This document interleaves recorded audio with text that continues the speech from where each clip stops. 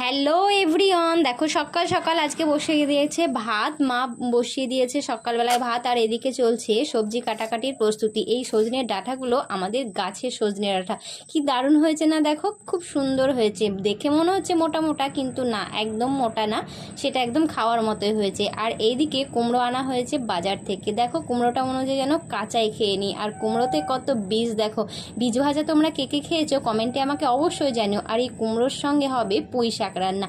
পুঁই শাকগুলো আমিই কেটেছি, যেহেতু মা একটু অন্য কাজে ব্যস্ত ছিল, তো পুঁই শাকের সঙ্গে কুমড়ো। আর এদিকে দিদিরা চলে এসেছে বিকেল বেলায়, তার জন্য দেখো থালাতে আজকে কি কি খাবার দেওয়া হয়েছে। ছিল আপেল, কলা, নিমকি, সিঙ্গাড়া, লেবু, আর ওই হলুদ কালারের ওটা কি বলো দেখি, কমেন্টে আমাকে অবশ্যই। আর এদিকে দেখো দিদির ছেলেকে দেখো আনাড়া মাথা আইসক্রিম খাচ্ছে খাবার খাওয়াবার দিয়ে। আর আমার সুবুদ্ধি পুচু পাপাকে দেখবে, দেখো কি দারুণ খাবার খাচ্ছে না, ভালো মানুষের মতো। আজকের মতো টাটা।